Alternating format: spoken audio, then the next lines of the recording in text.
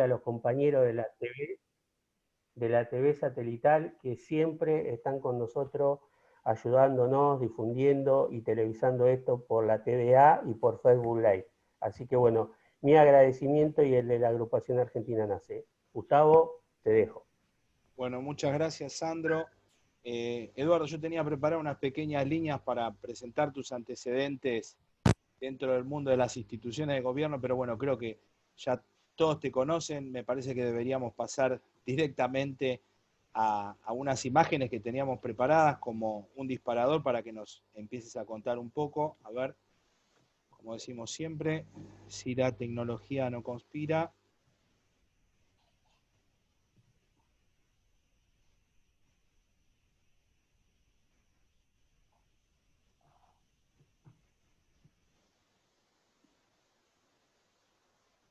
Mostrarme los mensajes de la loquita. Bueno, Eduardo, nada, qué decir de esta foto. Quiero que nos cuentes un poco qué ha cambiado a partir de la llegada de Francisco para los argentinos, para el mundo en general, para las relaciones diplomáticas entre las naciones y la Santa Sede. Nada, te dejo con la pregunta. Este hombre, el Papa Francisco, creo que en mi vida yo no tuve la suerte de frecuentarlo a Juan Perón, que es el hombre que me atravesó la vida, ¿no? Y que uno le dedica, ¿no? Como todos nosotros, las horas de nuestra militancia, porque sin eso no somos felices, no nos sentimos. Yo no creo mucho en los sacrificios, yo creo que uno hace estas cosas porque no puede no hacerlas. Y cuando estuve en Roma, cuando tuve el honor de que la presidenta Cristina Fernández de Kirchner me designara embajador ante el Vaticano, le juro que no hubo un solo día que yo no me conmoviera. No hubo un solo día. Y yo no soy chupacirio, lejos de eso. Más que lo teológico, lo pastoral. Yo me acuerdo que el primer día que llegué, el Papa anunció que iba a mediar entre Cuba y Estados Unidos. Yo me pellizcaba, yo decía, ¿será verdad? ¿Quién de nosotros pensaba que se podía hacer eso? Y lo más impresionante, que lo hizo en 4 meses. Y me tocó vivir un mundo. Ustedes imagínense que Francisco, a los 20 días que asumió como papa, se enfrentó a Barack Obama diciendo no a la invasión en Siria. Barack Obama había anunciado que iban a invadir Siria y el papa, que era un recién llegado encima a la escena, era un argentino del fin del mundo, y me pareció hasta una divina insolencia que el Papa dijera no a la invasión en Siria. Y decidió que convocó a rezar una oración, a hacer una jornada de oración, una jornada mundial de oración, un día sábado. Y yo dije, el Papa se cree que con una jornada de oración va a parar la invasión de Estados Unidos a Siria. Increíblemente, el lunes Barack Obama anunció que no iba a invadir Siria. Y entonces un día tuve la suerte de preguntarle por qué convocó un sábado, siendo que los católicos rezan los domingos. Y él me dijo que yo quería que recen los judíos y los musulmanes, integrarlos en el petitorio, y a los católicos, yo soy el jefe de los católicos, les puedo ordenar que recen un sábado. Y fue tan impresionante, parece, en el propio Estados Unidos esa jornada, que el lunes Obama plantea la no invasión. Entonces, les digo, un día si quiere hablamos de la geopolítica de Francisco, que es la geopolítica de la paz. Yo le digo a la Cancillería Argentina que ojalá los diplomáticos jóvenes que están estudiando en el ISEN trabajen el tema de esa geopolítica que fundamentalmente se plantea de la periferia hacia el centro y que no se equivoca jamás, porque él tiene en verdad una opción preferencial con los pobres, no solo por los pobres, con los pobres. Y entonces mira al mundo desde ese lugar. Y entonces yo quiero honrar a la iglesia argentina, a los jóvenes, a los curitas, esos que allá por al Concilio Vaticano II se generó Medellín, y en Medellín se plantea que la iglesia argentina, no, que la iglesia de Latinoamérica tenga una opción preferencial por los pobres. Monseñor Pironio era el quien conducía, es el obispo, un obispo argentino que fue cardenal después muy importante en el Vaticano. Y en la Argentina, sorpresivamente, en el resto de América Latina, los curas tomaron la teología de la liberación desde el marxismo. Y lo sorprendente es que en la Argentina la teología de la liberación fue con el peronismo, porque existía una organización social en la Argentina que no existía en Brasil, que no existía en Perú. Digo esos dos países fundamentalmente porque allí estaban los hermanos Boff y el padre Gutiérrez en Perú, que fueron los fundadores de la teología de la liberación. Y en la Argentina, Lucio Gera y, ¿cómo se llama el curita? Bueno, ya me voy a acordar los curitas que acá empezaron a escribir sobre eso. Naturalmente se metieron en las organizaciones sociales preconcebidas del pueblo, que era el peronismo. El padre Mujica, y los curitas Richardelli, Bernaza, los de aquel tiempo, que hoy tienen continuidad, ¿no? Y entonces yo creo que él es tributario de esa iglesia, Francisco, a pesar que cuando fue Bergoglio quizás miraba las cosas de otra manera. Lo impresionante es que Francisco es un genuino representante de la iglesia de Latinoamérica y de la creación en Argentina, que dentro de la teología de la liberación se armó un subgrupo que es la teología del pueblo, y eso es lo que practica Francisco. Y bueno, así como conté lo de Cuba y Estados Unidos, puedo contarle que también se hizo carne él del proceso de paz de Colombia. Aun cuando había perdido aquel plebiscito, el Papa decide poner su cuerpo e ir a Colombia, y presidir él esa ceremonia cuando se hace la paz, que había fracasado siempre. Miren lo que está pasando hoy en Colombia después de Donald Trump, ¿no? Pero en aquel momento, aún con Santos, que había sido el ministro de Defensa de Uribe, lograron hacer el acuerdo entre las Fuerzas Armadas Revolucionarias de Colombia y el gobierno. Inclusive el Papa les pidió que incluyeran al Ejército de Liberación Nacional, que también firmó el acuerdo de paz. Pero de esas cosas podemos... Un día, me preguntaban por Francisco, voy a estar todo el tiempo en Francisco porque me puede. Es una... yo sueño con que un día venga a la Argentina y qué sé yo, pero bueno. Pasemos a otro tema porque si no me quedo acá. Si quieren seguimos hablando de Francisco, a mí me apasiona. No, es que para eso estamos, Eduardo. Es un líder planetario indiscutido y bueno. Mira, y vamos a hablar entonces de relaciones internacionales. Mira. Y de paso les digo lo que pienso de lo que está haciendo Alberto y eso en las relaciones, Alberto y Cristina. El mundo que yo pude mirar en el 2014-2015 estando en el Vaticano fue inverso del mundo que empezó en el 2013, Francisco, porque como les dije, mientras tuvo Hillary Clinton de secretaria de Estado de Estados Unidos, fue invasión a Siria, invasión a Libia, lo matan a Gaddafi, aparece ya brindando, bueno, era un mundo...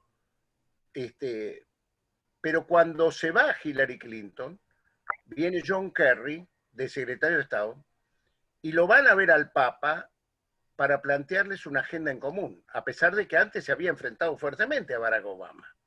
Y ahí plantean el tema que Francisco sea el mediador de Cuba y Estados Unidos, a pedido de Estados Unidos, que Francisco se involucre en el proceso de paz de Colombia, que Estados Unidos iba a firmar el Tratado de París de cambio climático y sacar a Irán del eje del mal, porque era fundamental en la lucha que tenían contra el ISIS, que eran un grupo muy radicalizado de sunitas, pero de una especie del sunismo, no el sunismo que es mayoritario en el islamismo, sino una cosa muy radical, que primero mataban a los chiitas y después mataban a los cristianos. Entonces el Papa veía que era preocupante esa situación y le plantea a Obama, por la boca de Kerry y de Biden, este acuerdo, y efectivamente lo sacan el G7, el grupo de los países más poderosos del mundo, hacen un acuerdo con Irán y, bueno, creo que hoy nadie habla del ISIS por lo que fue ese acuerdo, ¿no? O sea, la derrota del ISIS tuvo mucho que ver con esa visión en la cual Francisco tuvo mucho que ver en la paz, de lograr la paz. Francisco es un hombre que si ustedes analizan los viajes que ha hecho Francisco, van a ver que la mayoría de los países son de minoría católica, no de mayoría católica. Es un sembrador, como fue Juan XXIII quizás, es un sembrador de un mundo que ojalá triunfen los valores francisquistas, porque después vino el mundo de Donald Trump y se rompió todo. Me acuerdo que Francisco, cuando viene la campaña electoral de Donald Trump, que dice que va a poner un muro en México, se viaja a la ciudad viaja a México en un viaje que lo resuelve sobre el pucho, porque no quería que el pueblo mexicano, que es un pueblo muy católico, sufriera lo que le estaban planteando. Y fue una cosa conmovedora verlo caminar, clausurando su viaje, caminando, haciendo el camino de los espadas mojadas, que son los salvadoreños, los centroamericanos que tienen que irse de sus países a buscar un horizonte distinto porque no pueden lograrlo en su propia patria, y el Papa que abrazó la causa de los refugiados, de los perseguidos desde el primer día, porque eso es lo más grande de Francisco. Francisco, el primer viaje que hace, que dice que los papas marcan su pontificado en el primer viaje dentro de Italia y en el primer viaje fuera de Italia. El primer viaje dentro de Italia, el Papa viaja a encontrarse con lo que hasta ese momento le decían migrantes en Lampedusa, en la isla de Lampedusa, que nunca nadie había ido, ningún papa había ido a ese lugar. El Papa podría haber ido a Asís, que era el nombre que él había tomado de San Francisco y le quedaba 80 kilómetros de Roma, podría haber ido a Milán, donde está el manto sagrado, a Turín, perdón, donde está el manto sagrado de Cristo, a Nápoles, que tiene tantas cosas de veneración religiosa del cristianismo. Sin embargo, fue allí a mostrarse ante los libios, los sirios, los iraquíes, desesperados que llegaban desde ese Mediterráneo que se había convertido en un cementerio, porque llegaban a las costas italianas buscando sobrevida, vida. La mitad se perdieron en el Mediterráneo, porque nadie hablaba de esas muertes que todos los días desesperadamente se caían. Y bueno, ese fue el Francisco que yo me enamoré, de ese primer Francisco que surge con ese tema al mundo. Y ha sido consecuente, porque cuando él fue a México, de ahí me fui para Lampedusa, cuando él fue a México, fue a bancar a lo mismo que estaba sucediendo en Lampedusa. Fue a decir, acá estoy yo y no, quiero un mundo de puentes, no un mundo de muros. Y ahí está el mundo, ahí está la gran diferencia. Queremos un mundo que en el mundo diplomático lo denominan de otra manera, pero que es la construcción de muros o la construcción de puentes en la vida y en la política, ¿no? Y creo que entonces en ese mundo que durante 4 años todo lo que habían construido con Francisco se se volvió para atrás y ahora me parece que hay una agenda en común de vuelta. La estoy viendo, ojalá que no me equivoque, pero veo una postura distinta de Estados Unidos respecto del tema de la deuda, respecto del tema de las vacunas, respecto del tema de Venezuela, respecto del tema de, o sea, este Biden y Blinken, el que es hoy secretario de Estado, en ese momento era el número 2 de Kerry, que era el secretario de Estado, o sea, que eran los que yo vi que venían a negociar el tema Cuba, Estados Unidos, el tema Colombia. Entonces, uno sueña que los valores de Francisco se instalan en el mundo y ojalá que se concreten. Y entonces ahora puedo bajar un poquito a la Argentina y decirles que me parece que nuestro gobierno, uno no hace la política exterior que le enseñaron en la universidad. Uno hace la política exterior que le toca vivir en el tiempo que le toca vivir. Y cuando Cristina lo anuncia a Alberto como el candidato a presidente y ella de vicepresidente, era el mundo de Donald Trump, chicos. Era el mundo de Donald Trump. El Donald Trump que le puso todo a Mauricio Macri para que ganara las elecciones. Esos 50.000 millones de dólares que el fondo que le tenemos que pagar al fondo y que estamos como acogotados fueron para que ganara Macri las elecciones. Tenemos que acordarnos que partimos de ahí. ¿Saben por qué? Porque hoy, fíjense, yo veo Clarín de hoy y dice, un gobierno sin política exterior. Perdón, esto es de hace 3 días. Y hoy una nota de La Nata, también en Clarín, ¿no?, que dice, entre China y Cristina la política exterior no sabe a dónde va. Y la verdad que no es así. La verdad que no es así. Cuando nosotros, como digo, el mundo que es elegido la fórmula Fernández-Fernández, era un mundo Donald Trumpesco, con todo el significado que le puedan dar ustedes al Trumpesco. Y en ese esquema, 2 semanas antes que asuma el presidente de Argentina el mandato, hay un golpe de Estado en Bolivia, con una OEA totalmente volcada a impedir que las ideas que nosotros sustentamos se propaguen en América Latina por la soberanía popular. Es toda una advertencia. Quien crea que eso no incide en nuestra política exterior, como dije, uno hace política exterior con la realidad que le toca vivir.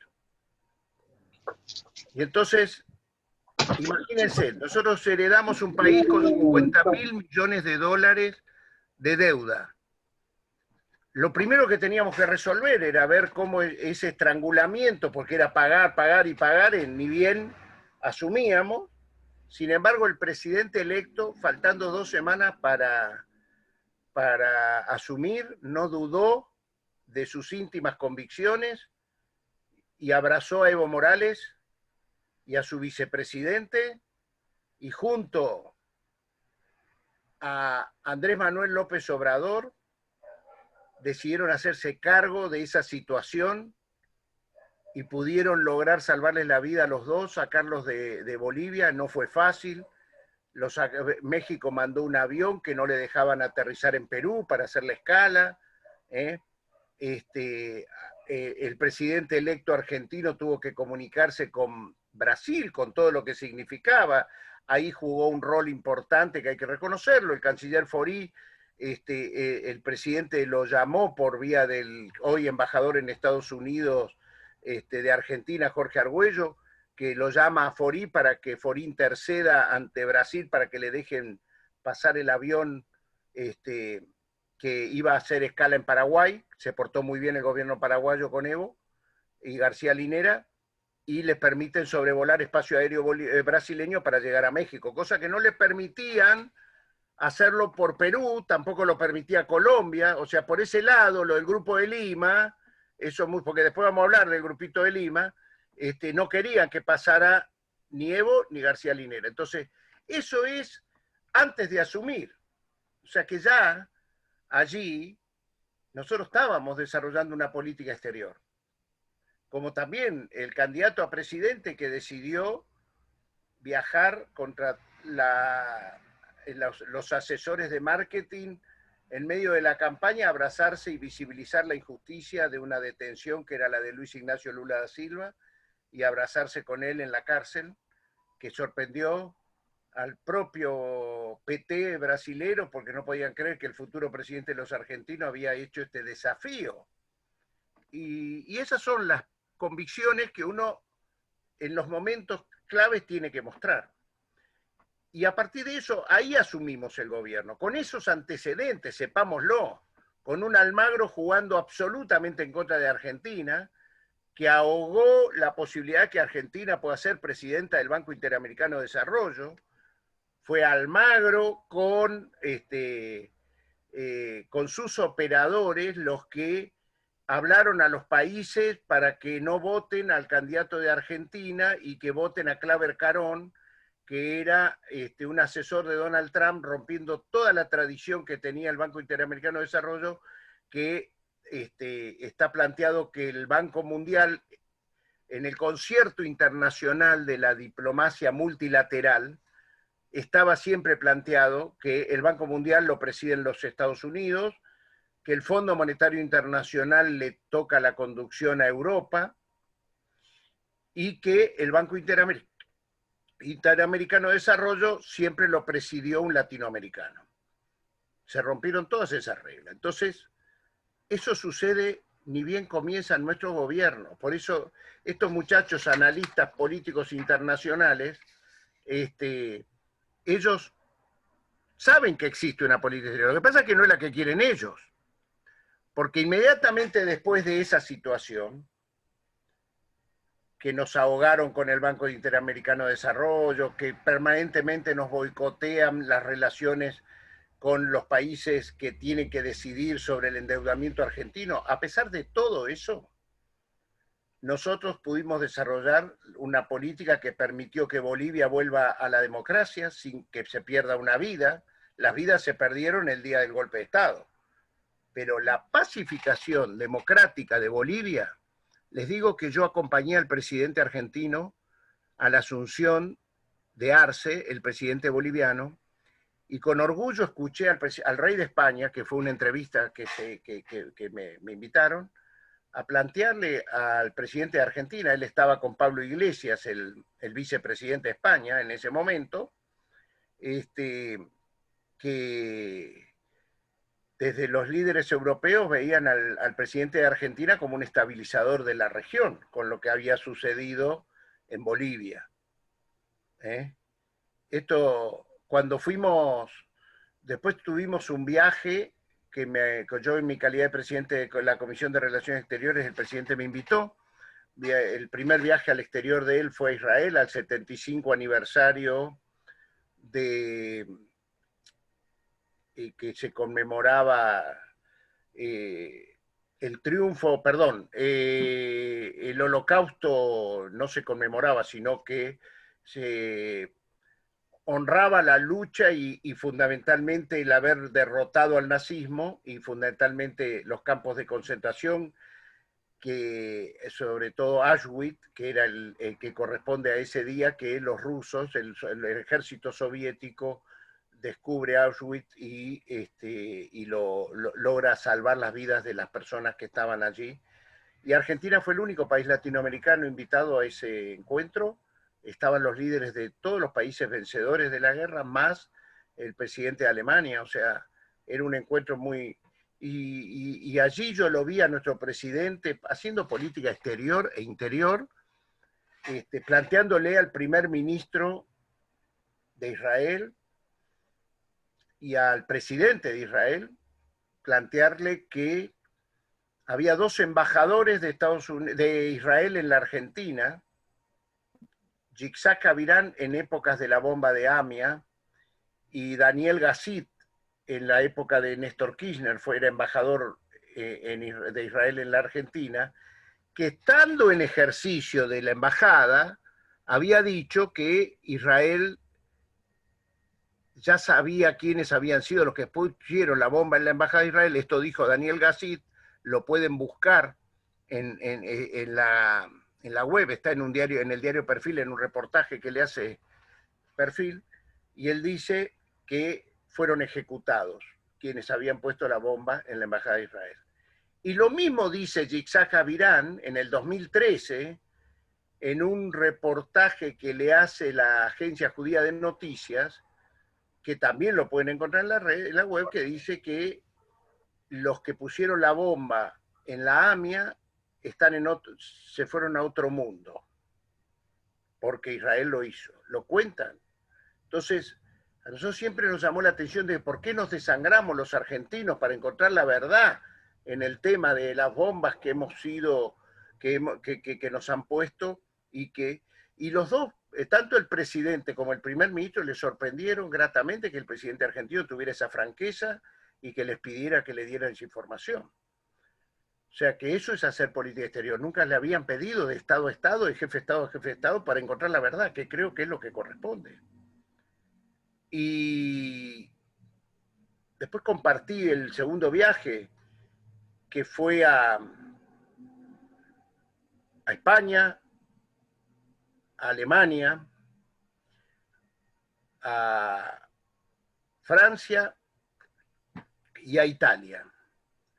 Y la verdad es que los líderes de la región, me acuerdo perfectamente el presidente de Francia, Macron, que le dijo al presidente argentino que le valoraba mucho la actitud de Argentina respecto del tema Venezuela, porque la Argentina no le escabulle a las situaciones y está dispuesto a ayudar que los países resuelvan sus problemas, no que los invadan.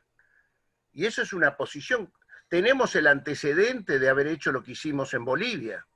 Tenemos el antecedente de comportarnos como nos comportamos. Y hoy con orgullo les digo que veo en el, lo grabé lo imprimí para mostrárselo.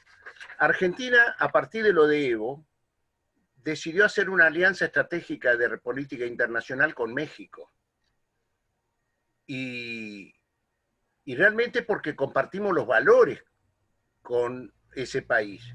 Y hoy en la jornada de México sale esta información, que en México ofrece su sede para que se sienten los dos sectores que discuten en Venezuela, y el mundo está acompañando una acción que, a partir de que ha habido un acuerdo en la Comisión Nacional Electoral, en la cual se ha incorporado Capriles y una serie de personas de la oposición, para resolver la cuestión política de Venezuela, pero entre venezolanos, en la cual los países tienen que ayudar a que se resuelvan.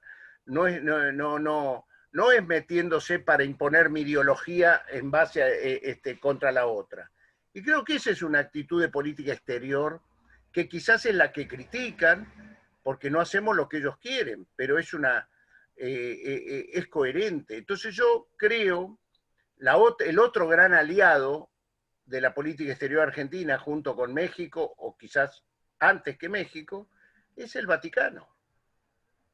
El presidente ha estado 3 veces, creo ya, en Italia, primero como presidente electo y 2 veces como presidente, y realmente la comunicación de sus visitas al Vaticano no son las verdaderas, porque aquella última visita, para entrar ya ahí, fue una visita que duró 40 minutos, no duró 15 minutos. Duró 40 minutos, pero lo importante fue al día siguiente lo que el Papa había preparado en la Casina Pío IV, donde en la Academia de Ciencias Pontificias, que orgullosamente lo digo, dirige Monseñor Marcelo Sánchez Orondo, un arzobispo que tiene la camiseta argentina puesta a las 24 horas y que todo lo que pueda hacer para que Argentina lo hace, y allí compartieron una jornada al día siguiente de la entrevista de el presidente de Argentina con el Papa, John Kerry, que viajó de Estados Unidos, eso no lo cuenta la prensa, que viajó desde Estados Unidos a Roma para compartir ese encuentro donde se iba a plantear el tema de cómo tratar las deudas en tiempos de pandemia, de pospandemia, la visión. Hay un mundo distinto que los muchachos no se han dado cuenta, gracias a Dios, que ojalá los valores de Francisco sean los que perduren, porque hay una directora gerente del Fondo Monetario Internacional, Caterina Georgieva, que abreva en los valores de Francisco. Claro que la burocracia del fondo no, pero hay una directora gerente del Fondo Monetario, búlgara, que es muy activa en la idea del mundo que predica Francisco. Y hay un presidente de Estados Unidos, hay un ministro de Ambiente que es John Kerry, irlandés católico también. Hay un mundo de valores católicos que está hoy dirigiendo los factores de poder más importantes. Ojalá esos valores sean los que predominen en lo que significan las consecuencias de lo que gobiernan. Y entonces yo, lejos de ver un gobierno sin política exterior, lejos, lo veo con una muy buena política exterior, lejos de lo que dicen quienes no, que no es la ideal, no, es la que nos tocó. Es la que nos tocó. Hoy mismo, le digo, hoy, buscando esta información, vi que Almagro, el secretario general de la OEA, que ha terminado siendo la Malinche de América Latina, fue elegido porque era el ministro de Relaciones Exteriores de Pepe Mujica y terminó comportándose una vez que llegó a la OEA como el soldado más obediente de Donald Trump y de la política esa de los halcones. Se está metiendo en México para impedir que el partido Morena, que es el que va liderando en las encuestas, pueda ganar las elecciones. Hoy hay un encontronazo muy fuerte entre el canciller de México con la comisión que la OEA quiere nombrar para fiscalizar elecciones, no teniendo ninguna autoridad moral después de lo que hicieron en Bolivia. El mismo grupo pretende hacer eso en México.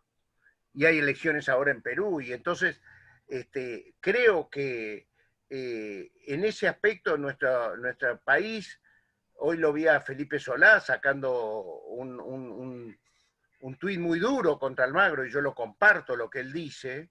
En el medio estamos, es un país respetado por los líderes que no piensan como nosotros, y hablo de Macron, que no piensa como nosotros y sin embargo valora a la Argentina, porque yo les quiero decir que cuando estos líderes del mundo analizan la región, ven cómo están los sistemas políticos. Y la verdad que la Argentina, en la última elección, votó el 82% de la población. 82%. Al lado Chile votó el 43% en la última elección, en la de hace 15 días. 82%, 43%. Los sistemas políticos se los están devorando en el resto de la región. Veamos qué pasa en Chile. En Perú se comieron 5 presidentes en los últimos 2 años. No les quiero decir lo que pasa en Colombia, lo saben todos, lo que está pasando. Venezuela está encontrando por fin diálogo. En Brasil hay cacerolazos y cacerolazos que están saliendo a la calle descontentos como el gobierno está atendiendo el COVID. Y en la Argentina nada de eso pasa ni puede pasar, a pesar de las bravuconadas, a pesar de la grieta que nos quieren pensar que es la que domina el sistema político de la Argentina, y no es así. La población va por un lado y los odios, que no, los profetas del odio van por otro. No son lo mismo. Entonces, este sistema político, esta forma de lo que ven en el mundo, de lo que pasa en la Argentina, hace que se valore el gobierno argentino y que el liderazgo que Argentina tiene en el continente, que es un liderazgo de concepto, mientras que Brasil tiene un liderazgo de volumen. Pero es muy respetado el liderazgo de concepto de la Argentina, analizando desde la política exterior, un país que cuando un analista político le hace un informe al presidente de tal país que va a ir el presidente de Argentina, lo primero que hace es ver que tiene 5 premios Nobel. 5 premios Nobel, de los cuales 3 son de ciencia y 2 son de la paz. Y eso se valora. El resto del continente, el que sigue, tiene 2 premios Nobel de literatura, que es Chile. Entonces, y en el medio, y para terminar, y ya empezar con preguntas si quieren, nos tocó la pandemia. O sea, que tuvimos lo de Evo, lo de Almagro, y en el medio vino nuestra pandemia, que la pandemia para el mundo, donde tuvimos que salir a buscar vacunas para la vida humana. Y la verdad es que Rusia, China, Cuba, esos países malditos para la agenda de estos analistas políticos internacionales, son los que nos proveyeron de vacunas. Pudimos conseguir la vacuna en esos lugares.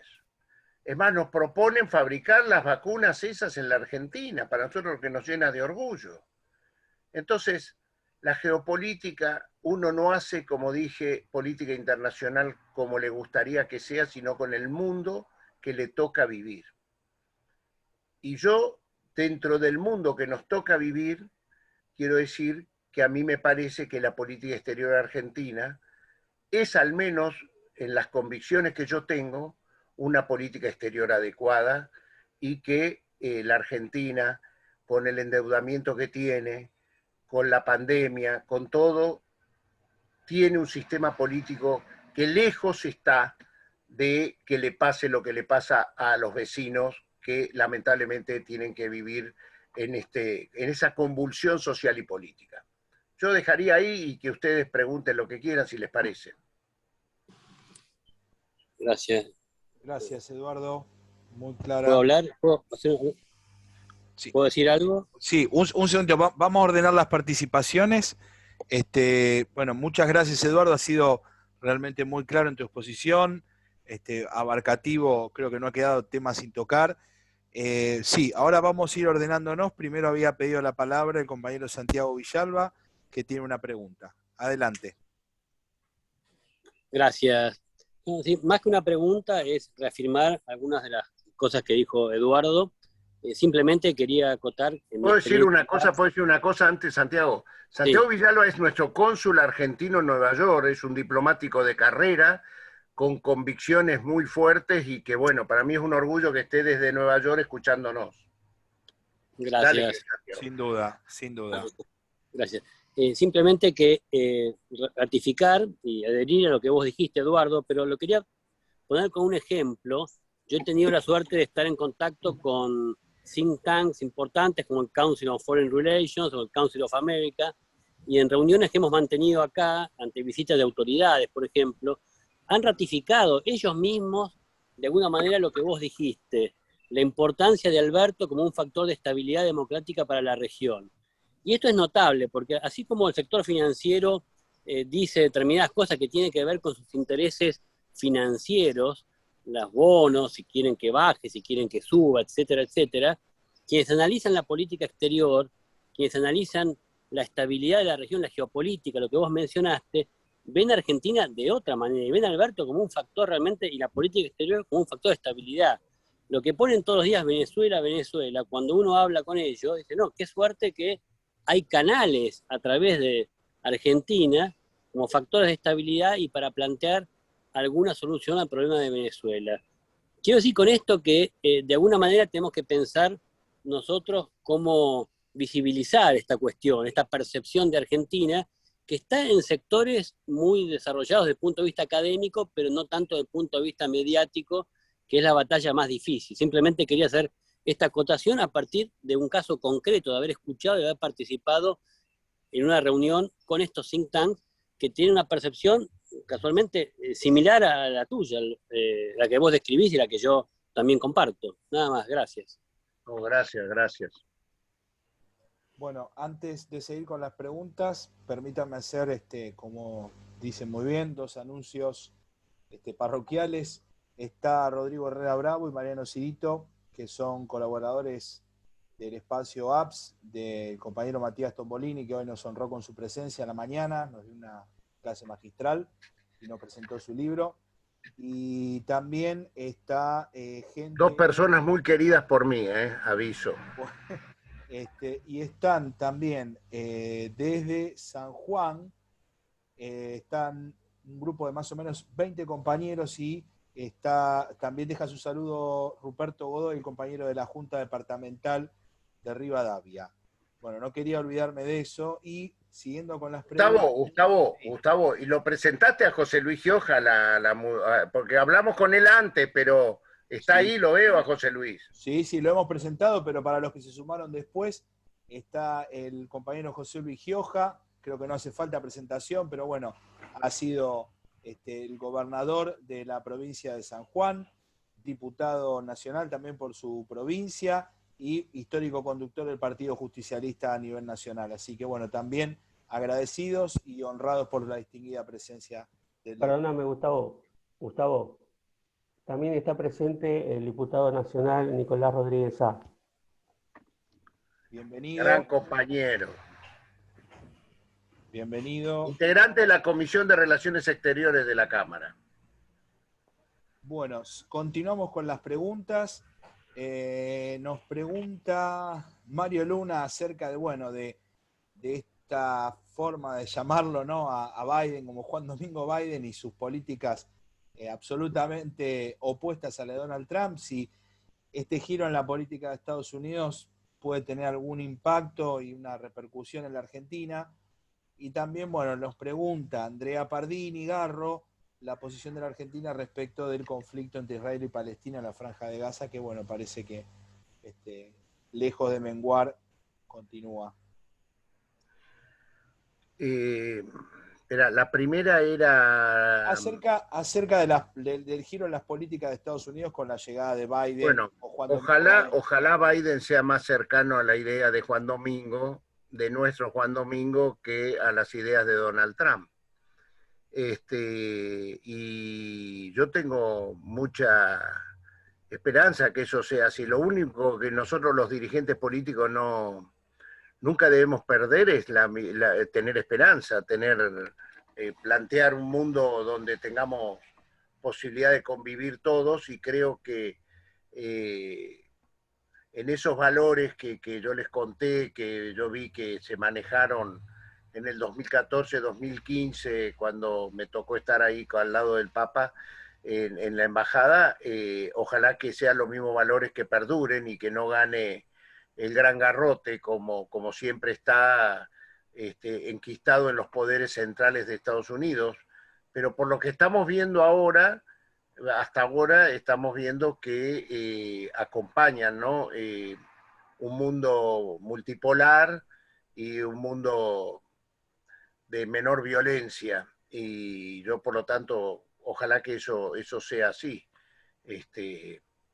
Tengo que tener esperanza, no hay duda. Respecto de lo de Israel y Gaza, yo quiero decir que nuestro país hizo lo mismo que hizo cuando le tocó al gobierno expedirse sobre Venezuela, y que generó mucha bulla en ese momento, que era la declaración de la alta comisionada de Derechos Humanos de las Naciones Unidas, que hoy conduce Michelle Bachelet. Y nosotros lo que hemos hecho como somos miembros de Naciones Unidas, no es que podemos debemos acompañar, tanto para cuando nos gusta más o nos gusta menos.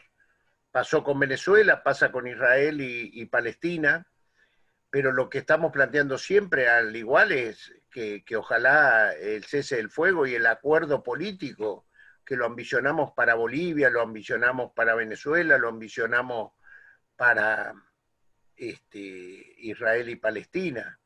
Y me parece que en ese marco el gobierno argentino se maneja.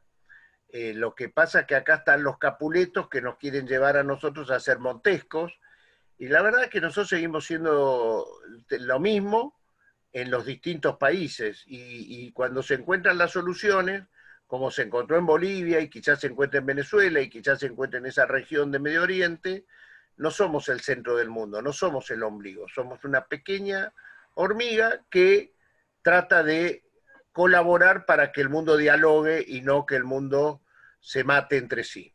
Y a mí me parece que esa es la posición de Argentina en esa región, y no está mal. Seguimos, el compañero Eduardo Cota pide la palabra. Eduardo, te pedimos por favor síntesis en la pregunta, porque estamos bastante ajustados de tiempo. Eduardo Cota. Muy bien, ¿qué tal? Buenas noches. Les hablo, yo soy del Poder Judicial de la Ciudad de Buenos Aires, de la delegado. Eduardo, nos conocimos hace muchos años. Quería preguntarle, hijo de Cristina Tamaño, bueno, no importa, después lo hablaremos. Dale un beso a Cristina. Gracias. Quería preguntarte, este resurgimiento de los nuevos líderes latinoamericanos, la posibilidad de que Lula, ¿no?, vuelva a Brasil, y qué idea tiene, ¿no?, de reconstruir esta América Latina unida que había pensado Néstor, ¿no?, que se había logrado con el Mercosur, que después, bueno, sufrimos los vaivenes, ¿no?, esto de que tuvimos que ir salvando a nuestros dirigentes y van resurgiendo, van nuevamente tomando el poder. Este post-COVID se puede vislumbrar una América nuevamente unida, y tal vez ojalá, ¿no?, con Alberto como dirigente y con Lula, que seguramente yo creo que si se postula gana. Yo pienso que sí, que ojalá, que, como dije, siempre soy optimista, pero vamos con una de cal y una de arena. No fue muy bien en Bolivia, lo que quiere decir que teníamos razón, que no era verdad que se habían hecho manipulación de las urnas y esas cosas que inventó Almagro. Perdimos en Ecuador, que tenía una ventaja importante en la primera vuelta Arauz. Creo que tenemos que ver qué pasó allí, ¿no? A mí me da la sensación, en Perú mismo hubo elecciones, y ¿cómo se llamaba la mujer esta que era la candidata del espacio progresista? Que salió sexta, porque ahí sí te queda una, y porque en las últimas 2 semanas ella se puso en crítica de Venezuela, cosa que no había hecho hasta ese momento. Entonces creo que los pueblos te sancionan cuando vos, en un falso progresismo, cambiás de caballo en la mitad del río. Y creo que eso es lo que hay que hacer. O sea, cuando hay coherencia, los pueblos acompañan. Y a eso es lo que hay que trabajar. Creo que en México, que tenemos elecciones este domingo, Sí. y también tenemos en Perú, quedó un maestro que me parece un ejemplo, la lucha de Castillo, que lo han querido juntar como que era del grupo Sendero Luminoso, no tenía nada que ver, era al contrario, en su pueblo él hacía el aguante para que tanto los paramilitares como el Sendero Luminoso no les tomen las tierras que tenían los pobladores de ese pueblo donde él era maestro. Ojalá en Perú, por encima de todo el macartismo que está apareciendo, pueda ganar el maestro Castillo. Sabemos ya quién fue Fujimori, y su hija plantea el mismo mundo. Y bueno, se va a ir, ahí está muy la influencia de Evo, quizás tiene importancia en Perú, y ojalá, que yo estoy muy pendiente de esa elección, y que México también, Morena, consolide su liderazgo, ¿no? Muchas gracias, Eduardo. Saludos. Bueno, vamos con una última pregunta del público. Daniel Enrique Ramírez pide la palabra. Daniel, te pedimos síntesis en la pregunta, que seguimos con muy poquito tiempo, ¿eh? Buenas noches, ¿qué tal? Un gusto acá participar en esta reunión. Soy de Posadas Misiones, de la agrupación Sinergia, somos de una agrupación nueva. Quiero hacerle una pregunta. ¿Cómo usted vislumbra la política exterior a nivel económico post-COVID? O sea, a nivel mundial, ¿no es cierto? Y nosotros, ¿cómo quedaríamos ubicados? Bueno, ahí es un imaginario y los valores que uno practica, ¿no? Ojalá que sea eso, pero creo que el mundo post-COVID debería ser un mundo post-pandemia donde está claro que en medio de la pandemia, según dicen los que hacen analistas o hacen análisis económico, los que más han tenido, más han ganado, y que realmente los sectores sociales que menos pudientes han sido los más castigados. Pero yo te digo una sola cosa, yo creo que cuando el mundo tuvo que decidir quiénes eran los esenciales eran los que menos ganan en las sociedades. Estoy hablando de los enfermeros, estoy hablando del personal de la salud, el personal que fabrica los alimentos, el que traslada los alimentos. Entonces creo que tenemos que darnos cuenta que el mundo esencial es inversamente proporcional al mundo de las finanzas, a este mundo usurero que se ha instalado hace 40, 50 años en el mundo, y que creo que en medio de la pandemia, cuando uno tiene tiempo de reconcentrarse y de mirar desde la casa de uno qué está pasando, nos damos cuenta que ese mundo no es el mundo que queremos nosotros. Queremos un mundo saludable, y el mundo saludable va por otro lado. ¿Puedo decir una cosa? Sí, adelante, Eduardo. No, que me gustaría... Yo tengo que hacer, yo les dije a ustedes a las 7:45, pero teniéndolo a José Luis Gioja, si ustedes me permiten que José Luis diga una palabra, yo tengo el orgullo, y se lo digo a ustedes, militantes políticos, que yo integré el Consejo Nacional del Partido Justicialista que José Luis presidió. Nunca vi tanto hostigamiento como el que se tuvo ese Partido Justicialista, pero también nunca vi tanta vocación de querer salir de los despelotes que nos metían en el medio quienes no querían que construyamos la unidad. Y José Luis, lejos de tener rencores, cuando logramos recuperar el partido que nos habían intervenido, lo que dijo es: la unidad hasta que duela o aunque duela. Ahora le voy a pedir a él que lo aclare, si era aunque duela o hasta que duela, pero la hicimos, y la hicimos con todos, y eso se llamó José Luis Gioja y Cristina Fernández de Kirchner. Son las dos personas que el día que, yo creo que hay un día que los peronistas tenemos que ponernos en el calendario que se llama el Día de la Unidad. Los peronistas no, los frente todistas. Los frente todistas. Sigal, si estás por ahí, hagámoslo juntos, porque creo que la virtud estuvo en unir el peronismo y unir el frente de todos. Por eso, para mí es un orgullo que José Luis esté y que los militantes lo honremos donde estemos y cada vez que podamos. Comparto, Eduardo, plenamente, ¿eh? José Luis, un grande. José Luis. Lo escuchamos. Bueno, la verdad que son buenos amigos ustedes, demasiado buenos amigos. No vaya a ser que me lo crea esto de bueno y demás. No, primero que nada, gracias, compañero, por esta charla, por esta juntada virtual que nos hace muy bien en estas épocas complicadas que vivimos. Yo quiero solamente pasar un avisito parroquial.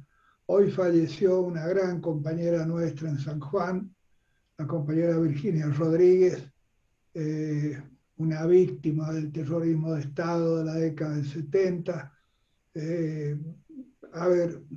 Horroroso lo que le tocó vivir. Pudo finalmente conformar una familia, sus hijos, sus nietos. Para todos ellos nuestro más sentido pésame y el homenaje grandote a una militante, a una compañera, a una peronista de ley como fue Virginia, ¿no? Y decirle solamente que hay un solo camino, ¿no? Creo que hay un solo camino para poner de pie a la Argentina, y ese camino es el que estamos transitando. Ese camino es levantar nuestras banderas, la que tiene que ver con la justicia social, la soberanía política, la independencia económica, que están siempre detrás de la celeste y blanca, que es la bandera de todos los argentinos, y a la cual tenemos que agregarle sin ninguna duda la bandera de la unidad. La bandera de la unidad del campo nacional, popular, la bandera del frente todismo, como dice muy bien Eduardo Valdés, y me parece que ese es el mensaje que nuestro pueblo quiere escuchar ante el bombardeo a ver, de la mayoría de la prensa, diría yo, sobre todo en el interior nos está pasando esto. Creo que estas charlas son muy, pero muy buenas, así que de vuelta una felicitación grandota a los organizadores, y Eduardo, a vos de vuelta un abrazo grande, porque cada cosa que decís me animaría a firmarla sin ningún tipo de problema, porque estás diciendo siempre la verdad. Abrazo a todos y a no bajar los brazos nunca. Muchas gracias a todos. Bueno, muchas gracias, José Luis. Bueno, Eduardo, nada, quedan muchas preguntas. Realmente tendríamos tiempo para hacer otra charla más. Dale, que quedan 10 minutos más, dale. No, Si preguntan por la situación. Está Fernández Baloni, veo, escúchenme, José Luis Fernández Baloni, los tenientes de Perón, él y Julián Licastro. Ahí me acaba de escribir que está conectado, así que bueno, un abrazo grande, orgullo de esos tenientes que hicieron un quilombo bárbaro en el Cordobazo y estando dentro del ejército le dijeron a Onganía, en Lanús, que querían democracia y que querían que vuelva Perón, y pagaron su carrera militar para siempre y siempre sirviendo al peronismo. Así que José Luis, no sé por dónde andás, pero orgullo, me acaba de escribir que está escuchando. Bueno, no, quedaron temas pendientes, la situación de Colombia, cómo cree que va a seguir esto, la situación de Chile. Bueno, usted nombraba el Cordobazo, obreros estudiantes, bueno, en Chile lo mismo, los estudiantes. ¿Sabés qué pasa? A ver, Colombia, guarda, tiene que ver con una cosa que no nos tenemos que comer nosotros. Porque pasó en Francia, analicémoslo, muchachos, porque a veces detrás del ambientalismo vienen ismos que no corresponden a los más vulnerables. Porque lo que no se dice de Colombia iban a reformar el sistema tributario. Dicen eso, el sistema impositivo.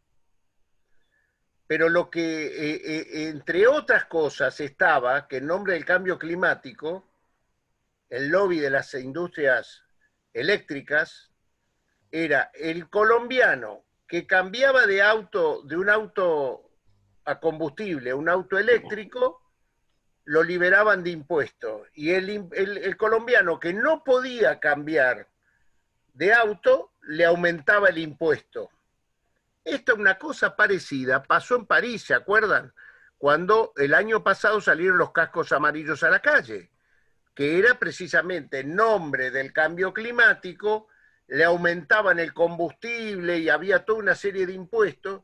Entonces guarda que eso no es Laudato Si. Eso no es, yo creo que eso es una cosa que yo remarcaría, porque de Colombia todavía no está saliendo eso, está saliendo la convulsión social y política, pero guarda porque se está exportando eso.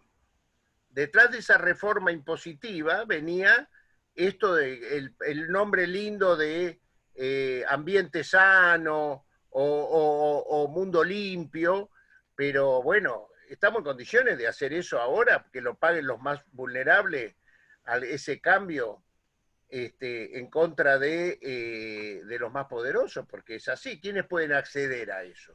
¿O por qué el Estado entonces no iguala y que hagamos un esfuerzo y todos evolucionemos juntos? Resulta que te ensucian ellos y después te hacen pagar a vos, porque deben ser las mismas empresas, los que ensuciaron con los que van a limpiar ahora. Eso es lo que me queda de Colombia, para que no nos pase como a los cascos amarillos en Francia y a los colombianos más vulnerables ahora. Y después también preguntaban en el chat por el tema de Chile, que parece que siempre pareciera que está arriba de un polvorín con los movimientos sociales, los estudiantes, protestando por los ajustes neoliberales de Piñera.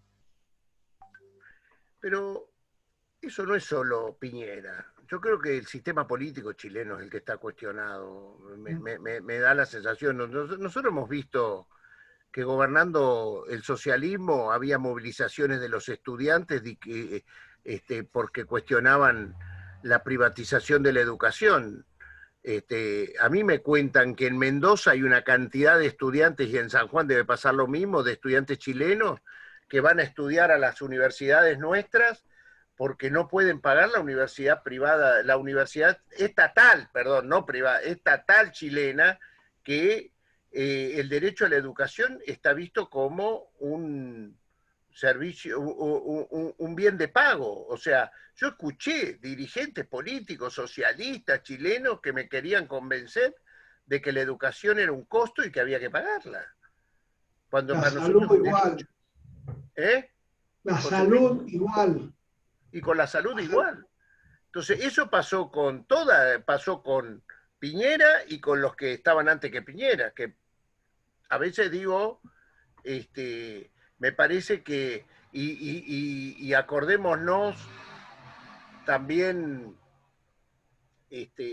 hay una discriminación en Chile. Miren, yo les voy a contar, la última vez que lo vi al Papa, lo vi en Temuco. Me invitó, fuimos con Mario Cafiero, que de paso lo honro, un gran tipo, una de esas personas que para mí eran hombres que estudiaban, reflexionaban y convencían de los valores estos. Y fuimos con Mario, porque Mario le había mandado al Papa la reflexión de un mapuche argentino respecto del conflicto que estaba sucediendo en la Patagonia chilena y que podía pasar en la Patagonia argentina con los pueblos originarios. Y el Papa le dijo, ¿por qué no nos vemos ahí en Temuco, precisamente donde él iba a dar una misa, y que llevara al chico Namuncurá, que era quien había escrito la reflexión, y que el Papa la tomó y hizo su sermón con muchas de las palabras de lo que había escrito Namuncurá en su reflexión en la carta que le manda Mario Cafiero. Y les digo, cuando llegamos a Chile, 3 días antes en Temuco, 3 días antes que llegara el Papa, habían quemado 3 iglesias. 3 iglesias que eran supuestamente las bandas mapuches que no querían que el Papa fuera allí. Les aseguro que he estado en muchas ceremonias con Francisco. La más impresionante para mí fue la de Temuco. Más que las que viví en el Vaticano y las que lo acompañé en La Habana y también lo acompañé en Paraguay y en Armenia, pero mucho más. Porque después de ver que había una violencia, que había, cuando el Papa ingresó, que peligraba la seguridad del Papa, muchos le decían que no vaya a Temuco, y rezó la misa en mapuche y en español, y ahí integró, era una multitud que mitad eran mapuches y mitad, ellos le dicen a los blancos, tienen un nombre, y pudieron convivir y se abrazaron y se dieron fraternalmente la paz, y nunca más hubo una bomba para una iglesia católica en la región de Temuco. Entonces, ¿quiénes eran los que ponían la bomba? ¿Quiénes eran? Porque desde que fue Francisco, después que pasó por allí, no hubo más esa violencia que le echaban la culpa a los mapuches. Entonces,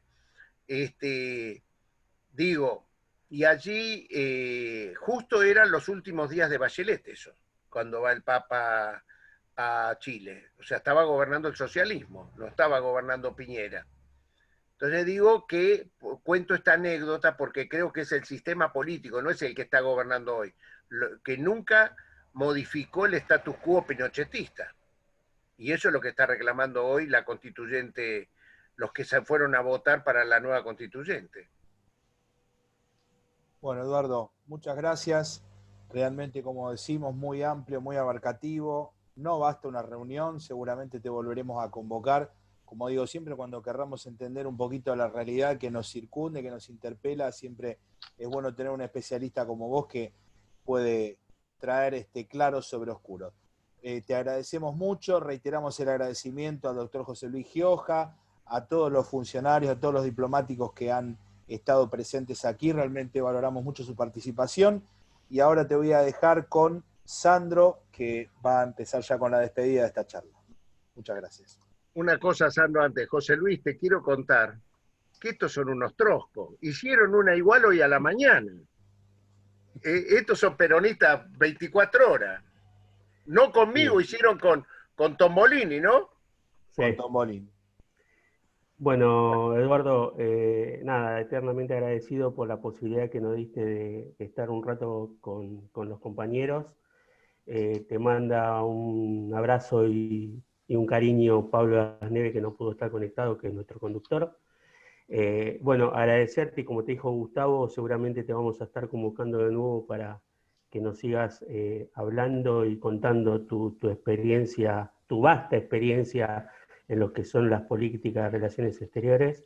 Así que bueno, nada, agradecerte, y yo sé que mañana, permitime, sé que mañana vas a estar con el presidente de la Nación y quiero que le envíes un cordial y fuerte abrazo de la agrupación argentina NACE, y que nosotros siempre estamos aquí presentes para seguir militando y vamos a seguir doblando el esfuerzo para que esto sea así. Bueno, muchas gracias, muchas gracias. Espero que se haya podido entender. Yo trato de, más que una conferencia de eruditos, trato de hablar como hablo con todos mis compañeros y construir desde la realidad. La política exterior no es distinta de la política local. Como decimos esto, la hacemos con quienes tenemos al lado y con quienes convivimos. Y lo único que queremos es convivir en un planeta más igualitario, más justo. Y especialmente quiero agradecer la presencia de José Luis, porque me motiva, y es un orgullo. Y ayer hemos estado juntos escuchando a Jorge Argüello en una disertación, el embajador argentino en Estados Unidos, y está Nicolás Rodríguez Sá también acá presente, que tratamos de aprender todos los días, porque de eso se trata, ¿no? A mí me gustan las charlas cuando estoy, porque aprendí algo más, y cuando... y no cuando hablo yo, sino cuando escucho a otro, y de eso se trata, y por eso el Flaco me gusta, porque compartimos estos Zoom, donde aprendemos siempre del que escuchamos, y eso vale mucho en la política. Así que yo les agradezco, le agradezco a Santiago, que desde Nueva York está conectado, ese es un militante que escucha desde acá a allá, y bueno, son los diplomáticos que nos gustan. Abrazo grande y muchas gracias, chicos. Muchas gracias, y bueno, un aplauso para el expositor. Eduardo Sigal también. Ah, Eduardo, Eduardo, un abrazo. Escuchame, Eduardo, hagamos la de la unidad. Dale, dale. Lo que te digo, maestro, dale. Dale, con todo gusto. Frente todismo al palo, chicos. Hoy la consigna es frente todismo al palo. Bueno, con Argentina NACE también, vamos todavía, vamos todo ahí. Gracias. Bueno, quería avisarles que el 10 va a estar el doctor Aníbal Ibarra hablando sobre el lawfare en la democracia, así que bueno, nada, no se lo pierdan, y bueno, nos vemos. Saludos a todos, compañero Gioja, un honor y un placer tenerlo. Esperemos que algún día podamos contar con una disertación suya. Ya nos vamos a poner en contacto a través de Eduardo. Y bueno, a todos los compañeros de toda la Argentina, mi más sentido abrazo, y gracias por estar un sábado a la tarde, ¿no? Vale. Chao, Eduardo, querido, te mando un abrazo. Gracias. Abrazos, compañeros. Nos vemos. Chao, compañeros. Gracias por estar. Gracias por todo. Gracias por estar, Gracias, compañeros. Abrazos a todos. Chao, Chao, compañeros. Gracias. Nos vemos. Abrazo.